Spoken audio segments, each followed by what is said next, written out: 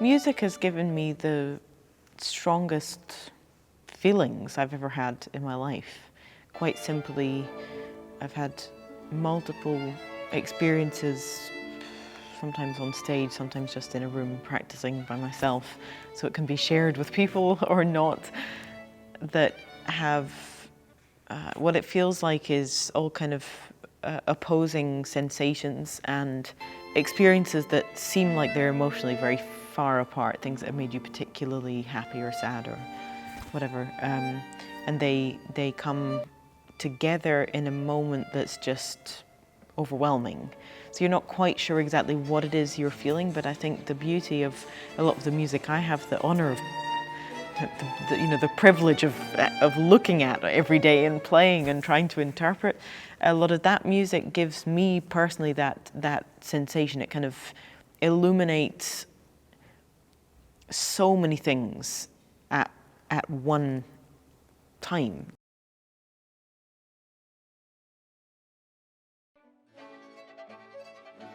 My connection to violin playing was always the music rather than the violin, and the first excitement over the whole endeavour of playing classical music and playing the violin was an emotional one. Like, I was moved by music really young, 5, 6 years old. I was moved to tears by certain melodies or whatever, so if there was a guiding force to keep you going through all those hours of practice, that was really it for me. So I never had that sort of transitional moment of, okay, let me, try to play this instrument and I'm learning all these technical things and then suddenly the music arrives. It was like music first and then everything else tried to catch up.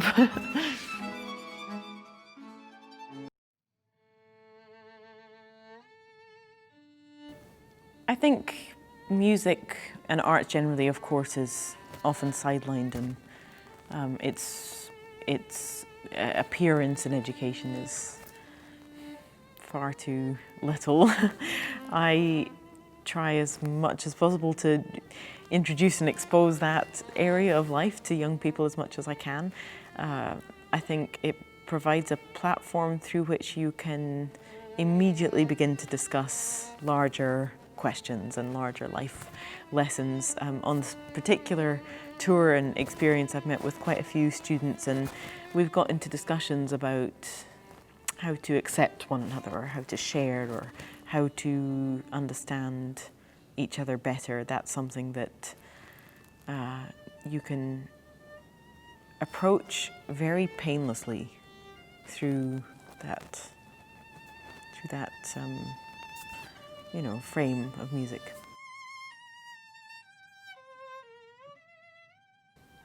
I always find it very difficult to narrow advice to young students down to one thing, but I sort of tend to be going back more often to a basic concept, well, two basic concepts. One is work on being kind, generous, nice, forgiving.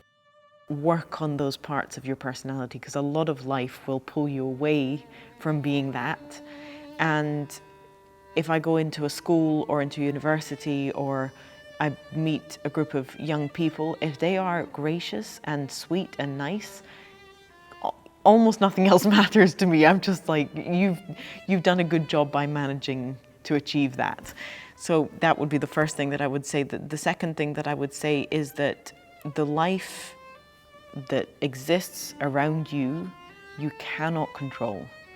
And as much as, let's say, you've had just everything that you planned in your life has just fit in exactly as you wanted it to until this point, the likelihood is that at some point life is going to throw something at you that's going to be very unpredictable.